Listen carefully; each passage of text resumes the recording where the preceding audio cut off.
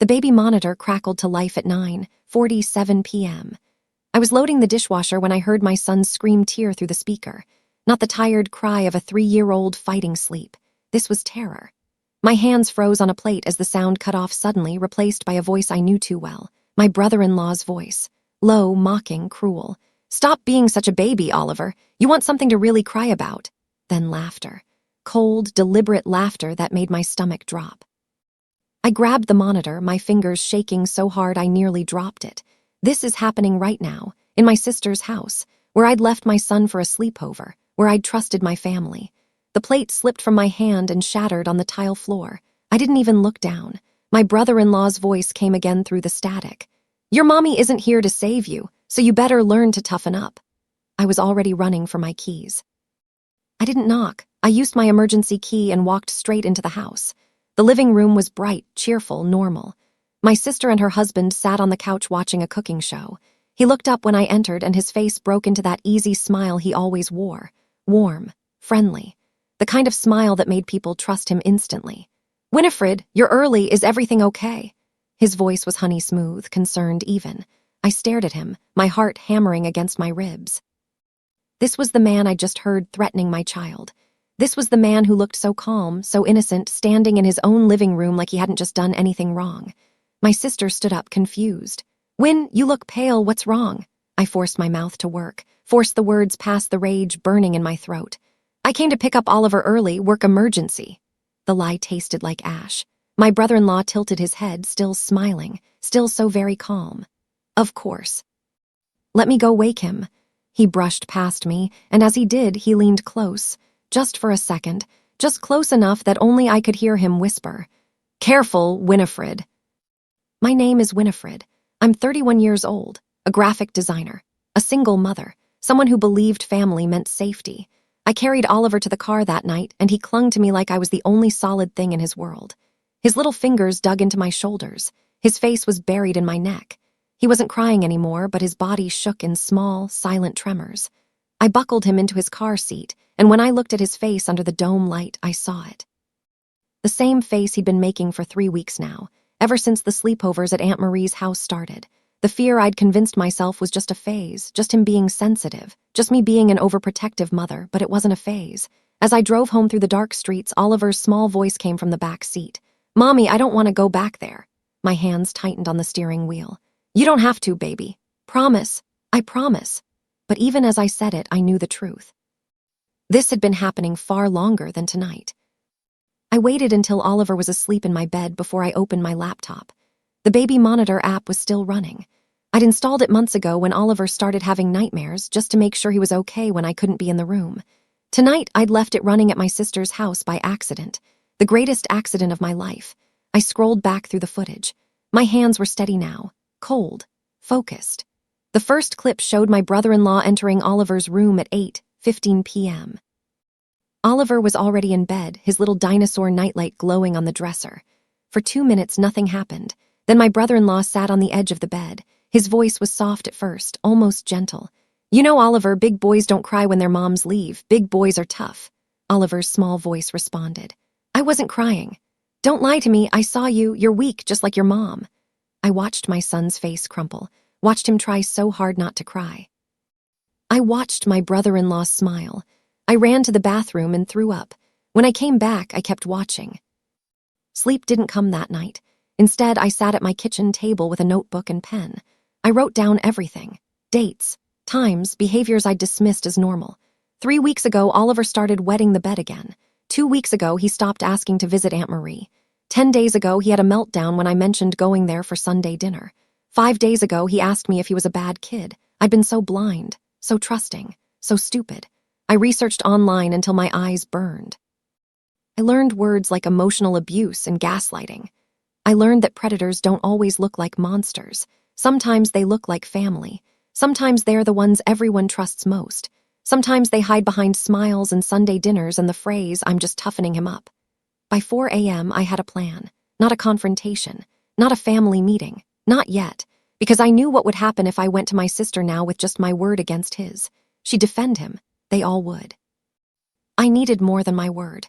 I needed evidence they couldn't deny. Sunday dinner at my parents' house was always loud. My 3 siblings, their spouses, all the kids ran through the backyard while the adults drank wine and pretended life was perfect. I brought Oliver. Watch him carefully. He stayed close to me, his small hand gripping my jeans.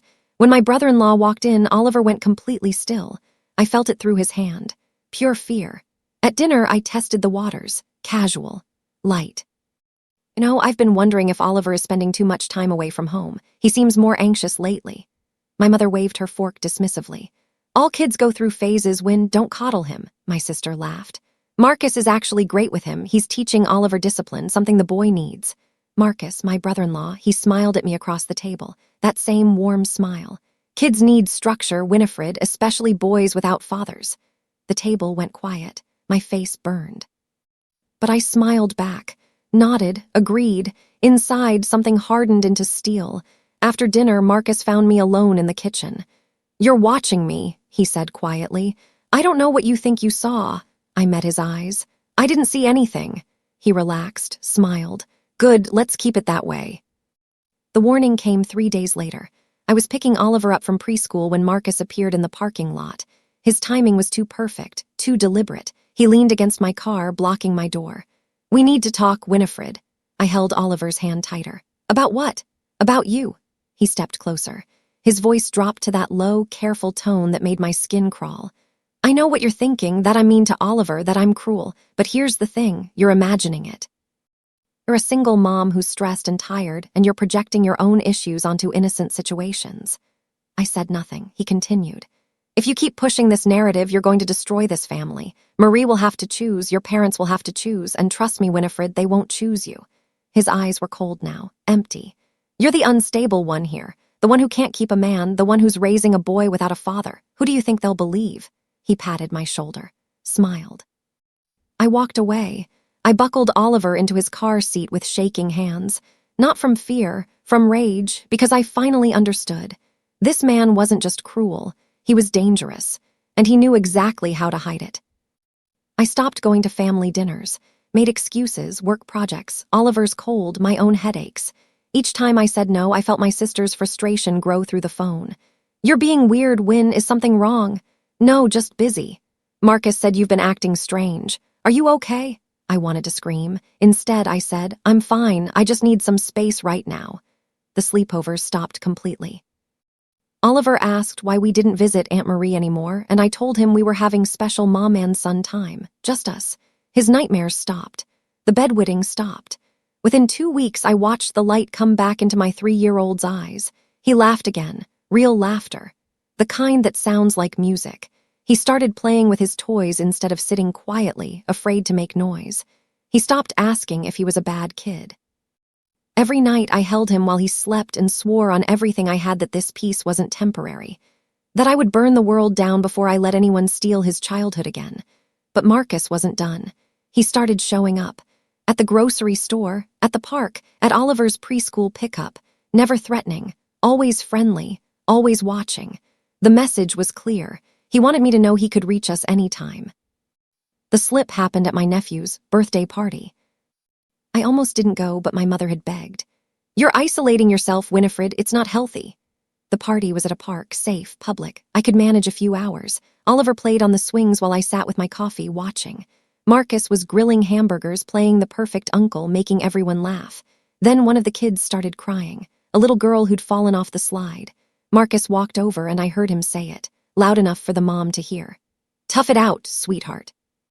Big girls don't cry over nothing." His tone was just slightly off, just harsh enough. The mother's smile faltered. She looked at him, then at her daughter, then back at him. I saw it, that flicker of doubt, that tiny crack in his perfect mask. Our eyes met across the playground. I didn't smile, didn't react. I just watched him. Later, I approached the mother, casual, friendly. "Your daughter okay?" "Yeah, just scared. Kids, you know." She hesitated. "Marcus is usually so good with them." "That was kind of harsh." I nodded slowly. "Yeah, kind of was." I didn't push. I didn't need to. The seed was planted. That mother was my first witness, my first ally. I just had to wait for the roots to grow. I spent the next week researching Marcus online. LinkedIn, Facebook, public records. He worked at a financial firm downtown, senior analyst, well respected. His profile was full of praise, awards, professional photos, a family man, a pillar of the community. I dug deeper. Found the company handbook online, found the code of conduct, found the child safety policies they'd implemented after a scandal 3 years ago. Any employee found engaging in harmful behavior toward minors, including verbal or emotional abuse, faced immediate termination and mandatory reporting to authorities. I sat back in my chair, my heart racing. Marcus had built his reputation on being trustworthy, on being the guy everyone liked. The guy you'd want watching your kids, but reputations were just houses of cards. And I'd just found the bottom card. I didn't call his workplace. Not yet. I just noted the policy. Saved the handbook, documented everything. His confidence had made him sloppy. He believed family loyalty would protect him forever. He believed I was too weak to fight back. He believed no one would listen to a single mother with no proof. But I had proof now. And I was patient enough to wait for the perfect moment to use it. The recordings multiplied. I'd gotten a second baby monitor and hidden it in Oliver's room. Small, discreet, recording every sound. I didn't tell anyone, not even Oliver. Marcus still came around occasionally. Family barbecues, holiday gatherings, each time I was there, watching. And each time he found a moment alone with Oliver. A moment to whisper something, to criticize, to tear down. The recordings captured everything. "You're too sensitive, Oliver. No wonder your dad left. Stop whining, you sound like a baby. Your mom bobbies you too much, that's why you're weak." Each clip was under 2 minutes, but together they painted a picture, a pattern, evidence that couldn't be explained away as discipline or tough love. I backed everything up. Cloud storage, external hard drive, USB drive hidden in my desk. I wasn't going to lose this, not to a computer crash, not to anything. At night, I felt calm, focused. The fear was gone, replaced by something harder. Something that tasted like justice. I wasn't the scared woman Marcus had threatened in the parking lot anymore. I was the woman building his cage. Thanksgiving nearly destroyed everything. My mother insisted on hosting, the whole family together, one big happy lie. I brought Oliver and stayed close to him the entire time. Marcus barely looked at me, just played the perfect son-in-law. Charming, helpful, beloved. At dinner, he made a joke, something about kids these days being too soft. When I was Oliver's age, I didn't run to my mom every time I scraped my knee. Everyone laughed, except the mother from the playground. She was there, married to my cousin. She didn't laugh, she looked at Marcus, then at Oliver, then at me. I held her gaze, didn't smile, didn't explain, just let her see. After dinner, Marcus cornered me in the hallway. "You're making people uncomfortable, Winifred." "Am I?" "Yes, the way you hover over Oliver, the way you look at me. People are starting to talk." I turned to face him fully, didn't step back, didn't flinch. Let them talk. Something shifted in his eyes, uncertainty. Maybe even fear. He realized then that I wasn't backing down, that I wasn't afraid anymore. He walked away without another word. That night, my cousin's wife texted me, "Is everything okay with you and Marcus?" I stared at the message for a long time before responding. "Why do you ask?" "Just a feeling." I didn't answer right away, but I saved the conversation. Another witness, another crack in his armor. Marcus confronted me in the preschool parking lot again 2 weeks later, but this time was different. He was angry. The calm mask was slipping. "You're poisoning people against me, Winifred." "I haven't said anything." "Bullshit. Marie says you're avoiding us. My coworkers are asking weird questions. What did you do?" I pulled my phone from my pocket, opened the voice recording app, hit record, set it on my car's hood between us. "What are you doing?" he demanded. "Making sure we both remember this conversation accurately." His face went red. "You can't record me without permission."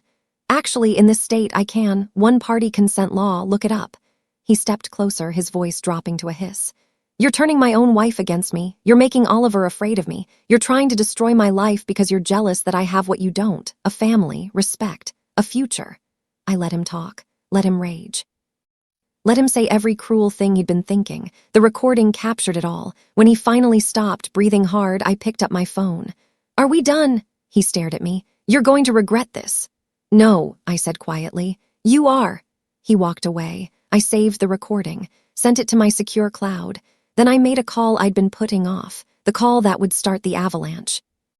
The report was simple, clinical, no emotion, just facts. I walked into the Child Protective Services office on a Tuesday morning with a folder containing printed transcripts, audio files on a USB drive, and a timeline of events. The caseworker was a woman named Angela, mid-40s, tired eyes, professional. I sat across from her and laid it all out. My brother-in-law has been verbally and emotionally abusing my 3-year-old son during family visits. I have recordings. Angela's expression didn't change. Tell me everything. I did. Every detail, every threat, every cruel comment, every warning Marcus had given me. I showed her the baby monitor footage, played the audio clips, showed her the text from my cousin's wife expressing concern. When I finished, Angela was quiet for a long moment. Then she closed the folder. This is substantial evidence, Ms. Winifred. We'll need to investigate. How long? Could be weeks, could be months. We have to interview family members, the child, possibly his workplace if the pattern extends.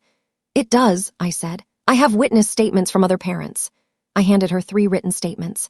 Parents who'd seen Marcus interact with their kids, who'd felt uncomfortable, who'd finally found the courage to speak up when I'd quietly reached out. Angela looked at the papers, then at me. You built a case. I protected my son, she nodded slowly. We'll start immediately. Marcus didn't know about the investigation at first. Life continued normally for him. He went to work, I came home, played the devoted husband, but I watched the cracks form. He was shorter with people, more irritable. His jokes at family gatherings felt forced. My sister mentioned it once. Marcus has been stressed lately, work stuff. I didn't respond, just nodded. Inside, I knew. He could feel something coming, could sense the walls closing in. Then came the day his mask shattered completely. It was a Saturday, my parents' house. Marcus was in the backyard with the other men talking about sports. Suddenly his voice rose, angry, defensive. I'm sick of people questioning everything I do. I'm sick of being treated like I'm the bad guy. Everyone went quiet. My father tried to calm him down. Nobody's attacking you, Marcus. Yes, they are. Winifred has been spreading lies about me for months. She's trying to destroy my marriage.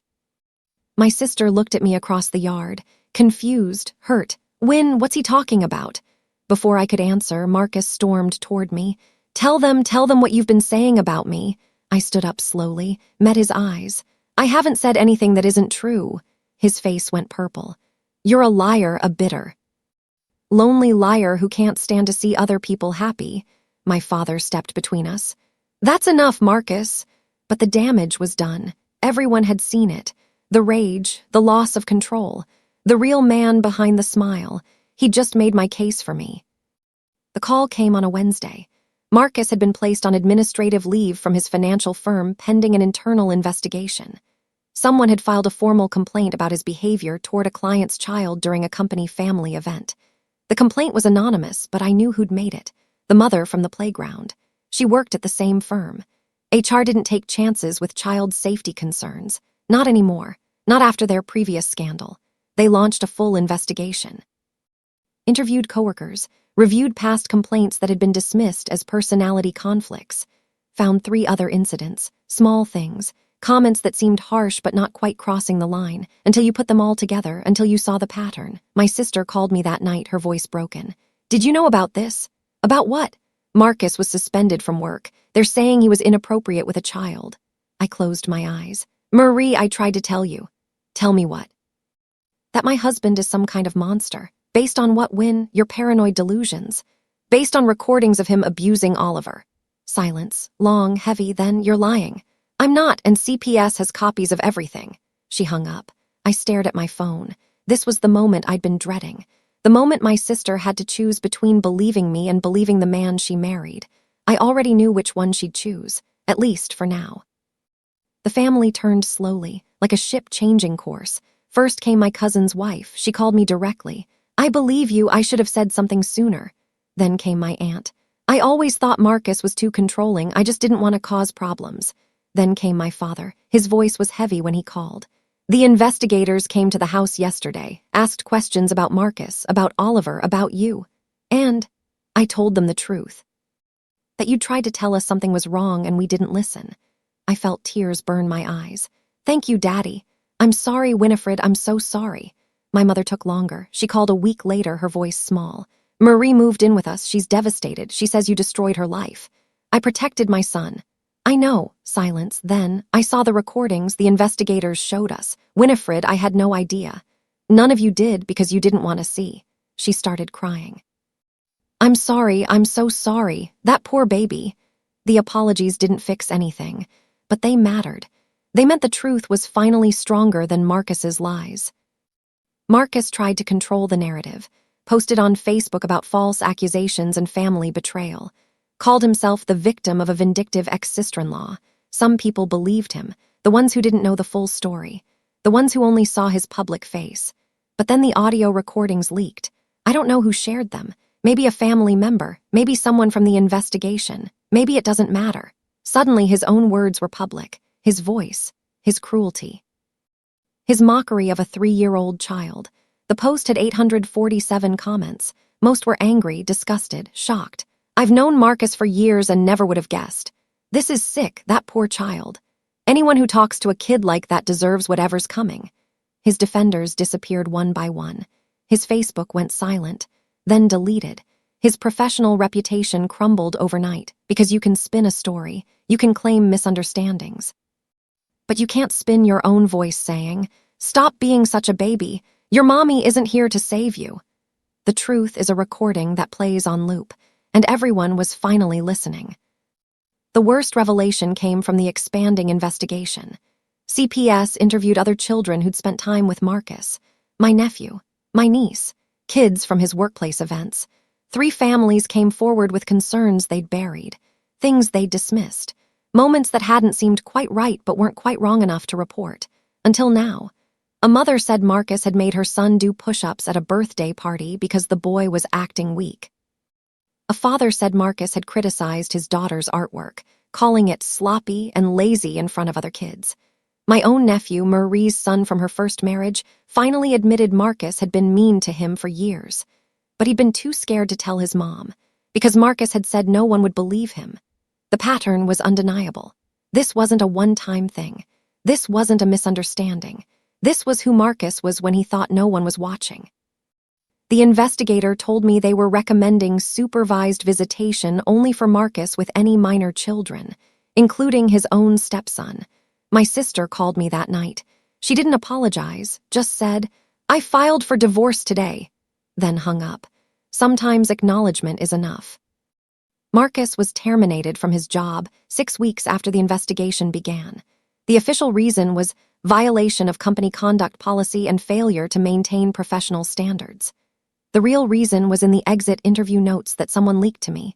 Multiple complaints, pattern of inappropriate behavior, liability risk the company couldn't afford. His career in finance was over. No firm would touch him with his reputation destroyed. The social consequences followed quickly. Invitations stopped. Friends became acquaintances. Acquaintances became strangers. He moved out of his house, out of the neighborhood, away from the life he'd built on charm and lies. I didn't celebrate, didn't gloat. I just watched it happen with the same cold focus I'd had from the beginning. This wasn't about revenge. This was about consequences, about a man who'd hurt children finally facing the truth about who he was, about a system that actually worked when someone pushed hard enough. About justice that tasted like silence and distance. Oliver asked me once if Uncle Marcus would ever come back. "No, baby, he won't." Good. That one word, that relief in his voice, that was the only victory I needed.